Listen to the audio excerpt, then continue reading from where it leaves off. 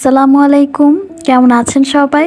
নতুন আরও একটি ব্লগ ভিডিওতে আপনাদের সবাইকে আরও একবার স্বাগত জানাই। কাছে এবং দূরে, দেশ এবং দেশের বাহিরে যে যেখান থেকে আমার আজকের ভিডিওটি দেখছেন, আশা রাখছি আল্লাহর রহমতে সবাই ভালো আছেন। আমরাও আলহামদুলিল্লাহ ভালো আছি।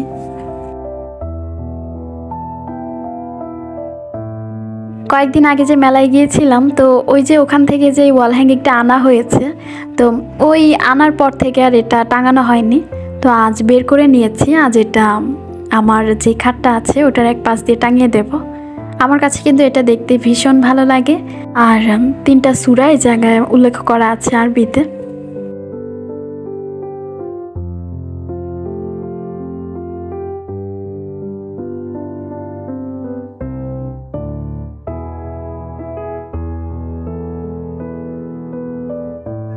এটাকে টাঙানোর জন্য দেয়ালে একটা জিনারি মেরে নিয়েছি। তো এই তো এই পাশে টাঙিয়ে নিয়েছি। দেয়ালে যদিও হালকা পাতলা একটু দাগ ছোপ লেগে আছে, তবে তারপরেও কিছু করার নাই। দেখতে কিন্তু মাশাআল্লাহ ভালোই লাগছে। আর এই যে দেখুন কি পরিমাণে বালু জমা হয়ে আছে। যদিও আমি এই বাসায় ভেবেছিলাম হয়তো বা বালির হাত থেকে রক্ষা পাবো, তবে সেটা আর হয়নি, উল্টো দিক হয়েছে। এই বাসায় এসে দেখি এখানে বালুর পরিমাণ আরও দ্বিগুণ। একটা পুরাতন কাপড় নিয়ে নিয়েছি। তো এই পুরাতন কাপড়টা দিয়ে খাটের উপর নিচটা একটু ভালো মতো পরিষ্কার করে নিচ্ছি। ভিতরে যে বালিগুলো জমা হয়ে আছে ওগুলো একটু ক্লিন করে নিচ্ছি।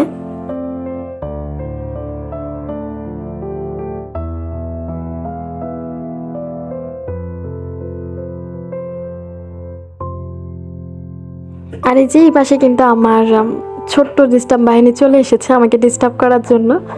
তো ডিস্টার্ব করতে বলতে কি, সেও আমাকে আর কি কাজে সাহায্য করছে, আমাকে হাত দিয়ে দেখিয়ে দিচ্ছে কোথাও কি আছে না আছে। আবার মাঝের মধ্যে দেখা যায় যে কাজের মাঝখানেও সে ব্যাঘাত ঘটায়। তো তারপরে কিছু করার নেই, ওকে শান্ত রেখে যতটুকু সম্ভব ঘরের কাজগুলো করে নেওয়ার চেষ্টা করে যাচ্ছি।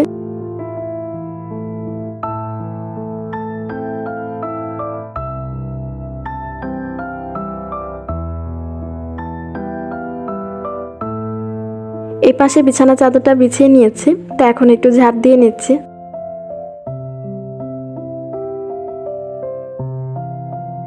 সকালবেলা যদিও সবাই নাস্তা করে নিয়েছে, তা আমার নাস্তা করা কিন্তু এখনও বাকি আছে। আরিয়ানকে নাস্তা করিয়ে 8:30টার দিকে মাদ্রাসায় দিয়ে এসেছি। সকালবেলা যদিও আমার কাজের পরিমাণ একটু বেশি থাকে, তো দেখা যায় যে আরিয়ানকে খাওয়া দাওয়া করিয়ে তারপর ওকে মাদ্রাসায় দিয়ে আসা লাগে। এর মাঝখানে তো টুকিটাকি ঘরে কাজকর্ম আছে, তো ওগুলো করে একটু দেরি করে যদিও সকালে নাস্তাটা করা হয়, তবে তারপরে হাতের কাজগুলো গোছানো থাকলে একটু ভালো হয় আর কি।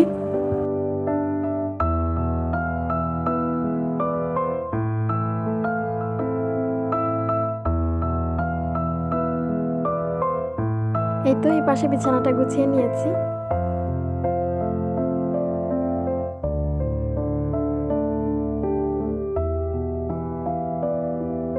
তো যাই হোক, এতক্ষণ যদিও আমার রুমটা অনেক বেশি অগোছালো ছিল, তো এখন কিন্তু দেখতে মাশাআল্লাহ অনেক বেশি ভালো লাগছে।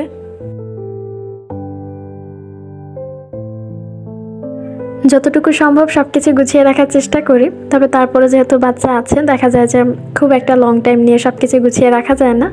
বিশেষ করে আরিয়ানের যখন মাদ্রাসা ছুটি হয়ে যায়, তো যখন বাসায় আসে তখনই কিন্তু সবকিছু এলোমেলো হয়ে যায়।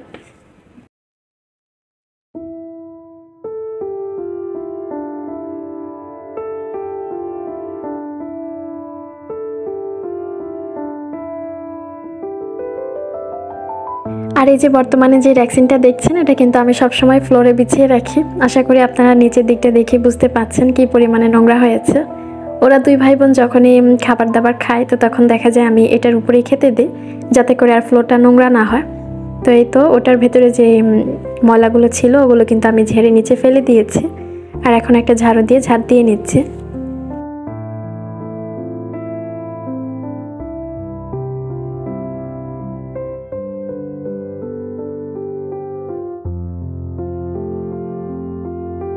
কথা বলতে বলতে পুরনো কথায় ফিরে যাই। আমার আজকের ভিডিওর কোনো অংশ যদি আপনাদের কাছে ভালো লেগে থাকে, তো প্লিজ একটা লাইক দিয়ে যাবেন। আর আপনি যদি আমার চ্যানেলে নতুন হয়ে থাকেন, তো চাইলে আমার চ্যানেলটাকে সাবস্ক্রাইব করে আমার পাশেই থাকতে পারেন।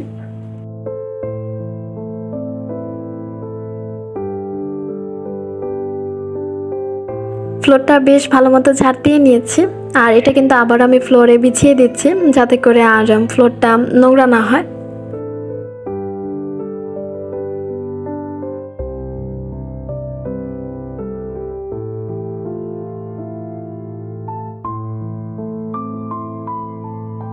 পুরো ঘরটাকে ক্লিন করে নিয়েছি। এই পাশে ইয়ানা টিভি দেখছে, তো ওর হচ্ছে টিভিতে কার্টুন চালিয়ে দিলে আর কিছুই দরকার হয় না।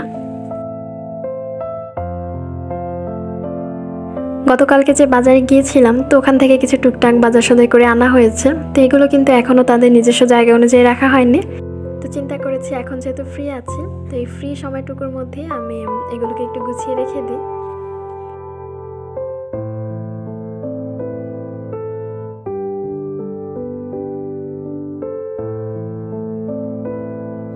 আমার এক আপু ওই দিন আমাকে প্রশ্ন করেছেন, আপু আপনি তো নিয়মিত ভিডিও দিচ্ছেন না, সেই সাথে আগে আপনার অনেক দিন যাবত গ্যাপ গিয়েছে, তো এতে করে কি আপনার সাবস্ক্রাইবার কাটছে কি না? তো সেই আপুর উদ্দেশ্যেই বলছি যে হ্যাঁ আপু, আমার কিন্তু অনেক সাবস্ক্রাইবারের সংখ্যাই দিন দিন কমে যাচ্ছে, প্রচুর পরিমাণে সাবস্ক্রাইবারও কেটে নেওয়া হচ্ছে। তো এটা যদিও আমার নিজের কারণেই হয়েছে, কারণ আমার প্রচুর পরিমাণে গ্যাপ গিয়েছে, আর সেই সাথে যদিও আমার নিয়মিত ভিডিও দেওয়া হচ্ছে না, সব কিছু মিলিয়ে ঝিলিয়ে মূলত আমার সাবস্ক্রাইবারগুলো দিন দিন কমে যাচ্ছে। আমরা অনেকেই আছি যারা ইউটিউবে ভিডিও দেওয়ার ক্ষেত্রে আর কি অনেকদিন যাবত গ্যাপ দিয়ে ফেলে, দেখা যায় যে একটানা 10 থেকে 12 দিন আমরা ভিডিও দিই না, যে কাজটা আমি নিজেই করেছি, আর যার কারণে কিন্তু আমার প্রচুর পরিমাণে ওয়াচ টাইমও কেটে গিয়েছে। সেই সাথে এখন যে সাবস্ক্রাইবারগুলো আছে ওগুলো কিন্তু দিন দিন কমে যাচ্ছে। আমার মেয়ে যেহেতু অসুস্থ ছিল, তো দেখা গেছে যে হাসপাতালে আমাকে একটানা 1 মাসের মতো থাকতে হয়েছে। তো সব কিছু মিলে আর কি আমার হচ্ছে লং একটা টাইম গ্যাপ দিতে হয়েছে ভিডিও দেওয়ার ক্ষেত্রে। তো এখন আবার চেষ্টা করছি নিয়মিত ভিডিও দেওয়ার জন্য। আমি যদিও জানি না এখানে কতটুকু কি হবে বা না হবে, তবে তারপরে কিন্তু আমি ধৈর্য রেখেছি, চেষ্টা চালিয়ে যাচ্ছি। তো দেখা যাক শেষ অবধি কি হয়।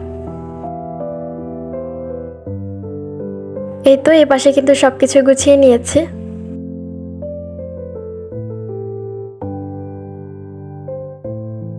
সকালের নাস্তায় আজ আর বেশি কিছু করছি না, এই পাশে চা বসিয়ে দিয়েছি।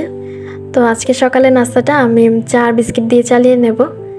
আমি যখন বাজারগুলো গোছাচ্ছিলাম, তো যখন আর কি ডিমগুলো রাখছিলাম, তো তখন কিন্তু ইয়ানা বারবার আঙুল দিয়ে দেখাচ্ছিল। আমার মেয়ে যদিও ডিমগুলো দেখে মহা খুশি হয়েছে।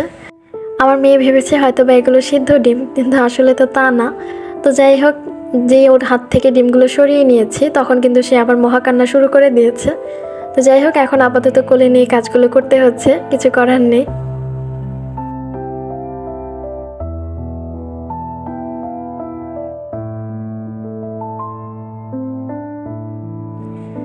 ভিডিওর এই পর্যায়ে এসে যারা একটা লাইক দিতে ভুলে গিয়েছেন, তাদেরকে কিন্তু মনে করিয়ে দিয়েছি।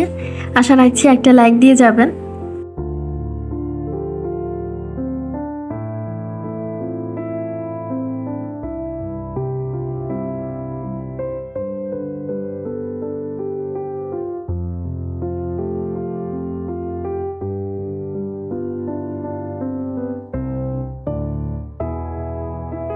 এপাশে 2টা কাপ নামিয়ে নিয়েছি। তো আদিবাকে জিজ্ঞাসা করেছিলাম সে চা খাবে কি না, তো পরে বললো যে হ্যাঁ সেও চা খাবে, সেজন্য 2টা কাপই নামিয়ে নিয়েছি। আর এখানে 2 কাপ চা বানিয়ে নেব আজকে।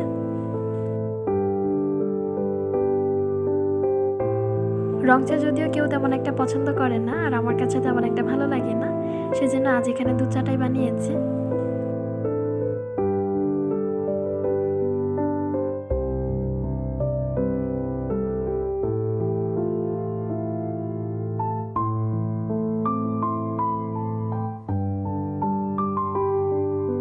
তো যাই হোক, এই পাশে কিন্তু আমার সকালের নাস্তা একদম রেডি।